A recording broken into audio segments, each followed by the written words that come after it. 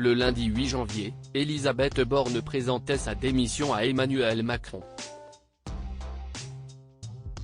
Dès le lendemain, Gabriel Attal reprenait le flambeau, devenant ainsi le plus jeune Premier ministre de la Ve République. Dès son arrivée à Matignon, le nouveau chef du gouvernement s'est empressé d'imprimer sa marque, quitte à susciter quelques critiques. Choisi par le président pour incarner la rupture avec le précédent gouvernement, celui dont la vie privée fait beaucoup jaser vient de mettre fin à une obligation à laquelle tenait beaucoup l'ancienne première ministre, comme l'ont rapporté nos confrères du Parisien dans l'édition du dimanche 21 janvier, le recours à Olvid n'est plus obligatoire.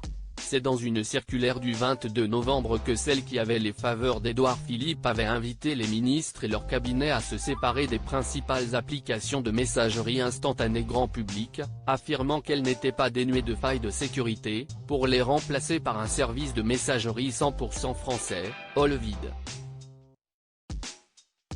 Créé par une start-up parisienne lancée en 2019 par des experts français en cybersécurité, cette messagerie instantanée avait alors été qualifiée de plus sûre du monde par le ministre délégué au numérique, Jean-Noël Barrot.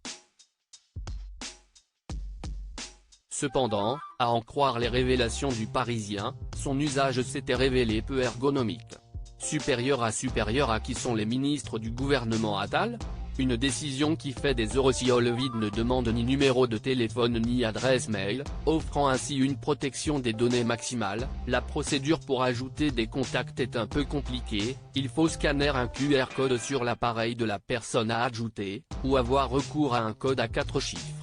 La décision du parent d'Apolline de Malherbe de revenir aux anciennes habitudes va donc faire le bonheur de ceux qui trouvaient la procédure trop compliquée, mais aussi des autres fournisseurs de messagerie, qui avaient vivement protesté quand l'ancienne première ministre avait affirmé que leurs applications présentaient des failles de sécurité.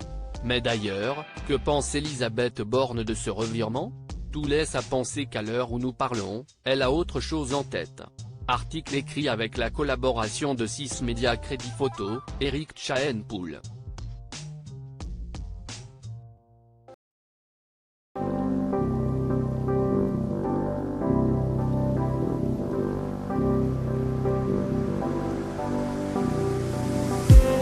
I just need